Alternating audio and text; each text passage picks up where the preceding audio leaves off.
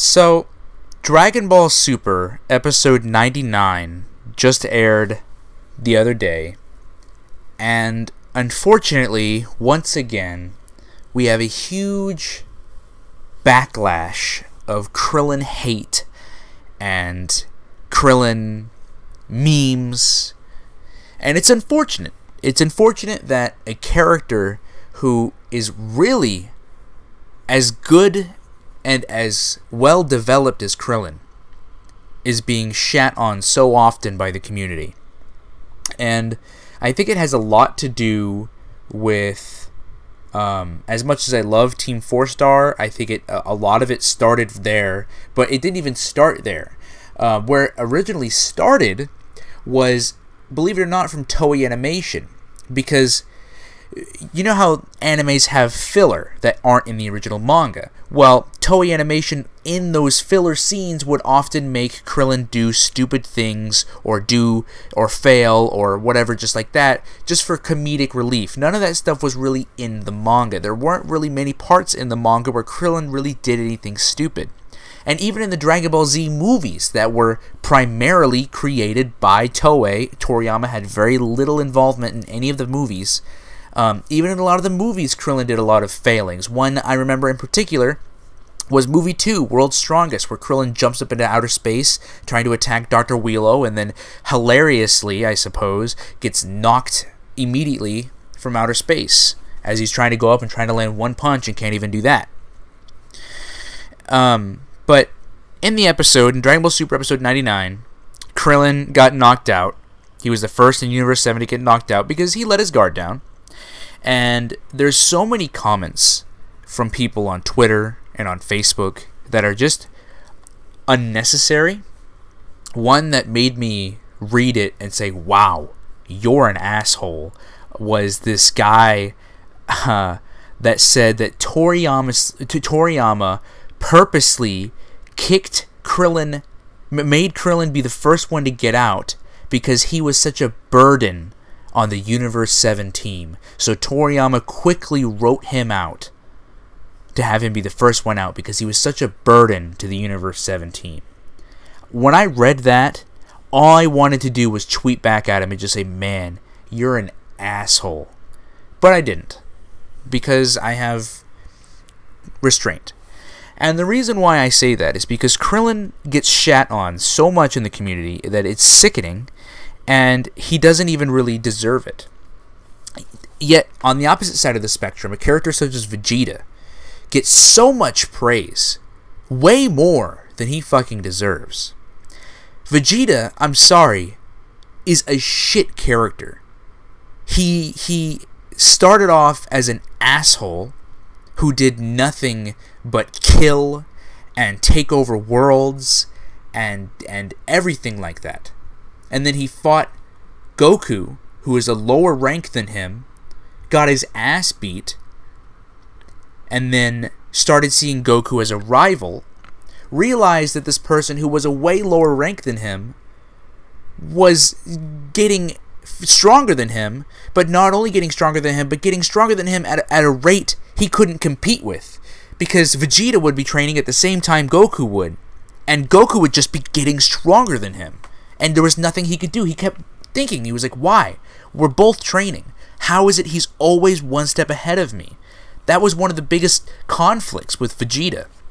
And I think that's why a lot of people like him, because he's this tortured soul, he's this edge, he's this bad boy. But what I hate is when these fans of Vegeta try to lie. They want to sit here and lie and say that, oh, Vegeta is just this great character that has such amazing character development. Oh, I would say he's the best developed character, or the most developed character in the entire series. That is the most blind statement I think I've ever heard. If you watched Dragon Ball Z, the English dub only, on Toonami 10 years ago, and you haven't seen it since, I could totally understand you thinking the opinion of the fact that, oh, Vegeta's the most developed character. But if you actually go back and read the original manga recently and analyze it, you'll see that Vegeta's really no different than Piccolo or even Krillin. And in fact, I would say that Krillin has more character development than Vegeta has in his pinky. And I'm going to get onto that because, like, look at Vegeta. What makes him such this well-developed character? He started off as a dick who killed and ruled for fun, ended up getting beaten by Goku, and then he ended up crying at the hands of Frieza because he was weak and couldn't do anything to beat him. And then Vegeta trained some more, finally became a Super Saiyan, had his ego so fucking full to the point where he let Dr. Gero get away, and then when he let Android 17 and 18 awaken instead of killing them right then and there, he got his ass fucking beat to the point where he got his arm broken because his ego was so big. And even now in the Buu Saga, where he's now a good guy, and even now in Dragon Ball Super, his ego is what's ruining his character. And that's all he is he's a character who was evil, who's now good, and now he's got a family. That's character development. But look at Piccolo. It's the same thing.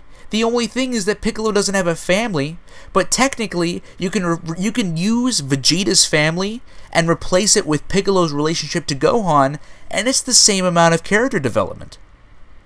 Piccolo, in fact, maybe even more so, because Piccolo was technically one with another being, was literally birthed out, and then he had to grow up into his own being, and then he had to deal with the fact that, I'm evil and I must defeat Son Goku. But then he fights Goku, loses, comes back years later, teams up with Goku to defeat a bigger threat, takes Goku's son to train him, and now, because of the relationship he had with Goku's son when they were training, Gohan, now he's a good guy. And that's not, super amazing character development. It's not as long of character development as Vegeta's was, because Vegeta's was basically the same thing, being evil and now being good, but Vegeta's just took longer to get to the point, because even in the Cell Saga, Vegeta was still kind of at that point, like, yeah, he had a kid, and yeah, he was with Bulma, but he was still an asshole, and he was still, like, on the verge of wanting to kill Goku, and he really didn't give a fuck about anything.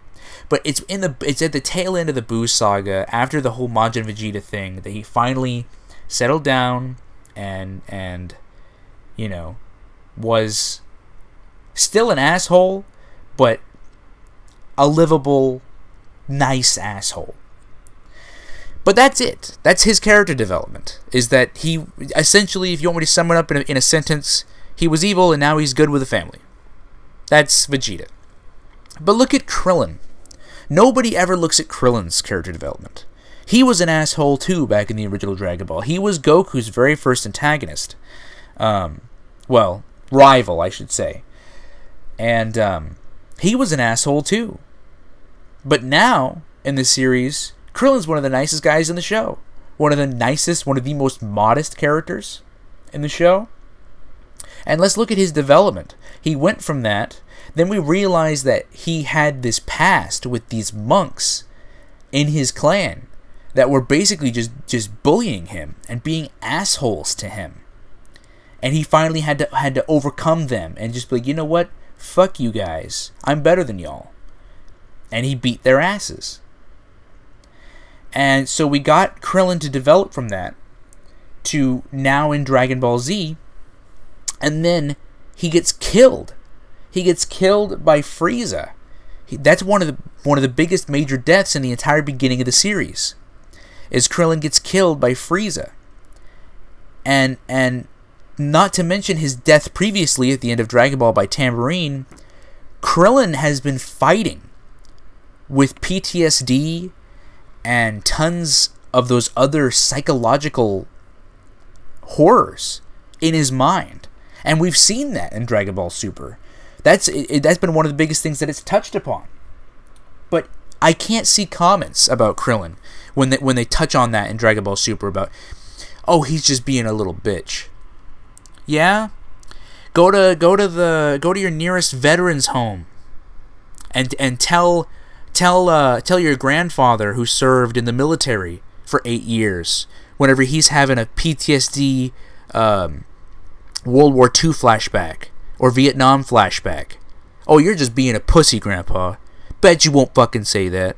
Same thing to anyone in a veterans home. Same thing to anyone like that. Oh, but you'll say it with Krillin? It's the same thing. Krillin fought against Frieza, and he died by his hands. And now he sees Frieza in the Resurrection F arc. Of course he's shitting his pants. Any person who fought in World War II, if they saw Hitler ever again, like if Hitler got resurrected, they'd be shitting their pants too, because they were face-to-face. They weren't necessarily face-to-face with him, but they were face-to-face with his army. You know, they'd be having PTSD flashbacks and saying, you know. But the fact that Krillin gets this hate is so ridiculously unwarranted. And so let's continue on with his development. So we get onto the Cell arc. He meets this woman who is a villain. Like, it's not with Vegeta with Bulma, where they literally just had a one-night stand, and they didn't really like Bulma just kind of thought Vegeta was hot. That was it. Bulma just kind of thought Vegeta was hot, and Vegeta was probably, you know, whatever in that moment, and they happened to have a kid. That was it.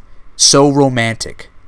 But Krillin, on the other hand, he got one of the supervillains at the time to lay a kiss on him because she thought genuinely that he was cute.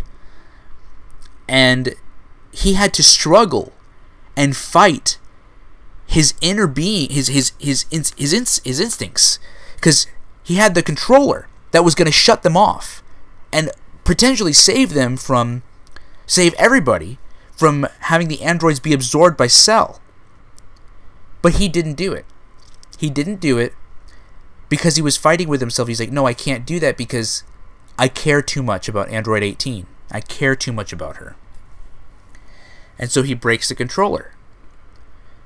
And, they end up getting absorbed, but we know the story. We know how that goes. She ends up getting thrown back up by Cell, and the Dragon Balls take the bomb out of her, and she ends up falling in love with him, and he ends up falling in love with her, and they have a kid together. Here comes the Buu saga, where Krillin risks his life when Super Buu is on top of the tower to not only save his wife and child, but to save everybody else up there. He knew he didn't stand a chance against Super Buu, but he did it anyway, even if he could just save them just a second more of time. And it's just, Krillin is just this, he's a really badass character. He's a character that deserves so much more respect than he's given.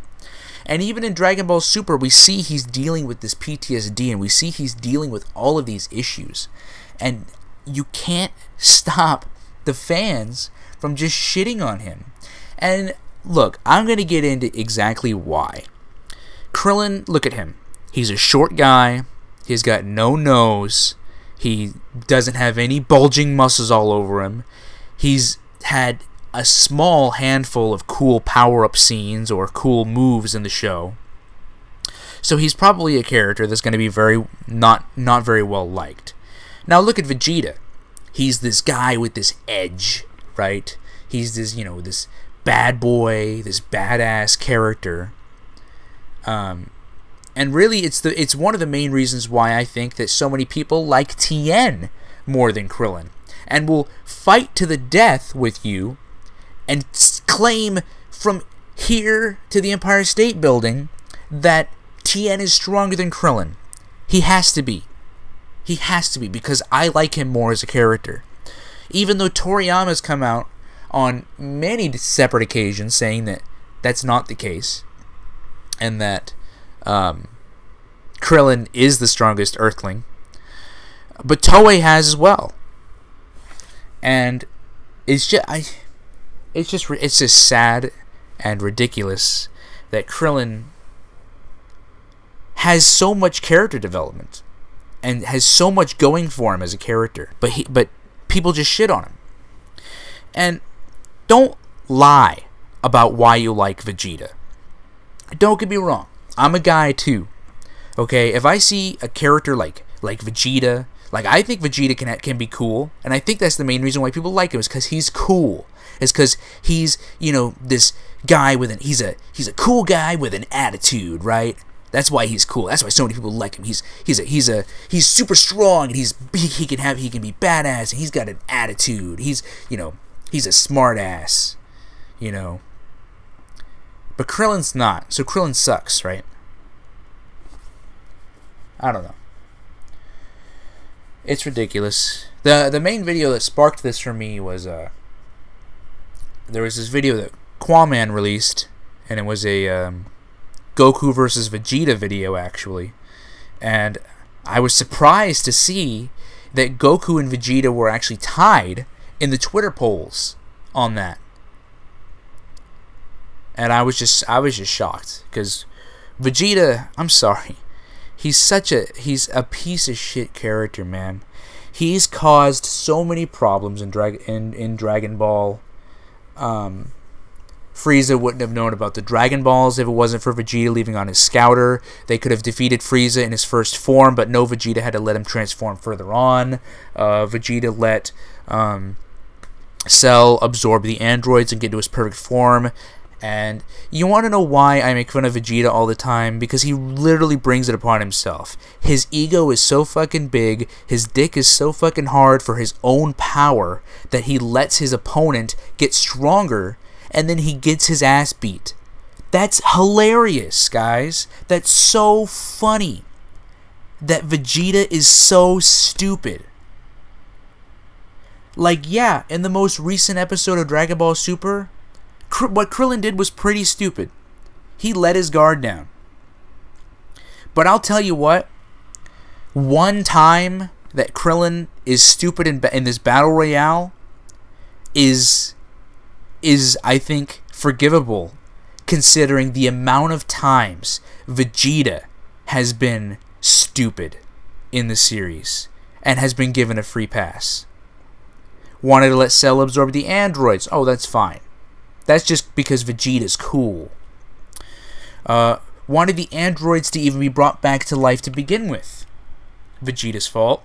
Frieza knowing about the Dragon Balls. Vegeta's fault. Frieza transforming. Vegeta's fault. Let's even move on forward to the Buu saga. Buu even being resurrected at all. Guess whose fault? Vegeta's. Because he was cocky. He was pissed off. He was brooding. He wanted to be stronger than Goku. Got taken over by Babidi's power. And then because of that, because of him and Goku's fight, because he was so selfish, from their fight alone, Buu was revived.